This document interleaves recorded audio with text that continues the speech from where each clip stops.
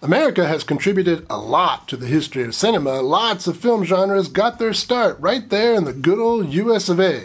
But very few genres stayed in the US of A. Italy made some great westerns, and Spain made some really cool slashers, but only America has made cheerleader movies. And that just sort of fills you with pride.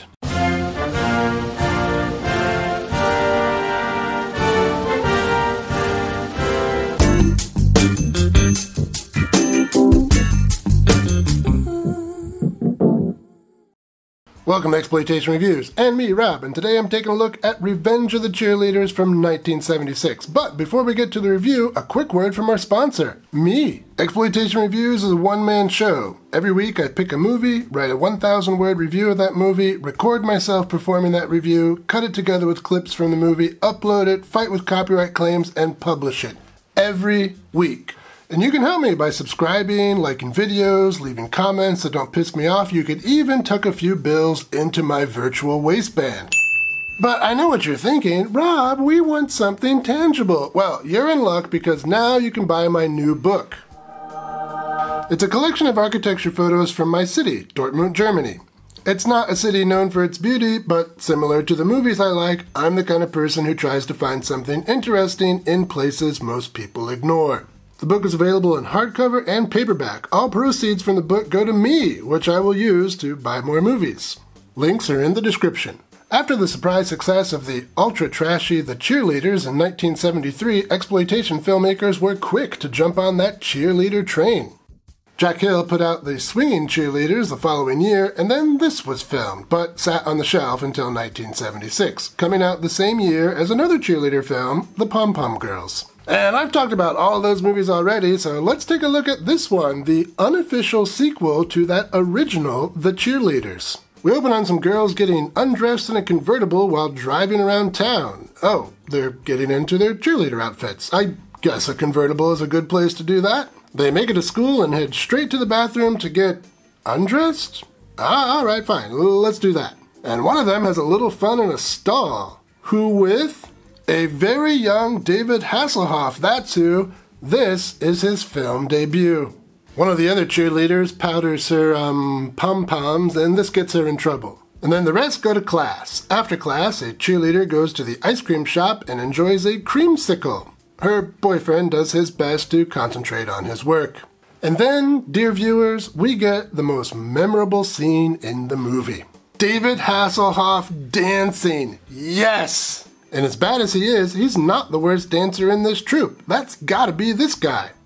Oh, wait, no, never mind. It's Hasselhoff. The next day, two cheerleaders bust into class and steal everyone's drugs, even the teachers. And then they dump them all into the school lunch. Later at lunch, everyone is too, let's say, distracted to notice that the cheerleaders have joined the basketball team in the shower. Can't show you much of that, of course, but I can tell you that David Hasselhoff is there and his Knight Rider is on full display.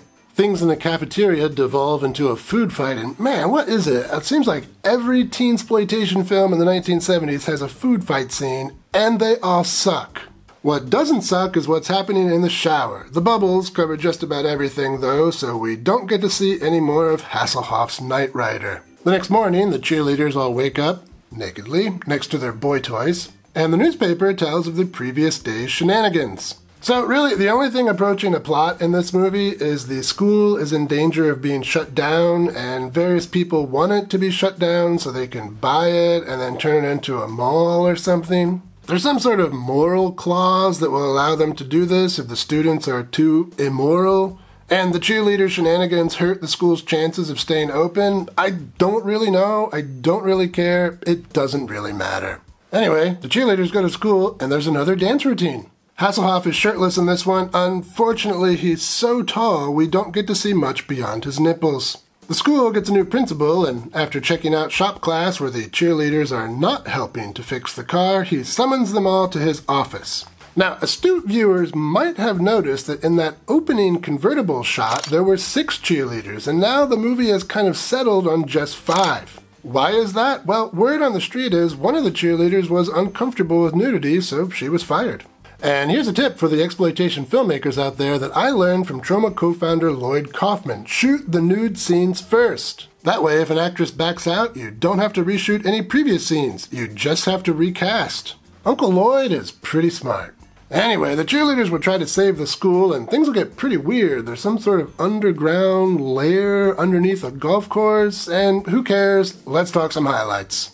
Well, this movie is pretty terrible, so highlights are hard to come by. Yes, Rainbeaux Smith is here, and she is lovely, and very pregnant. She was newly pregnant in the Swinging Cheerleaders, and by the time this one filmed, she was very pregnant. The filmmakers added her pregnancy to the story a bit, and it is responsible for my favorite joke in the movie.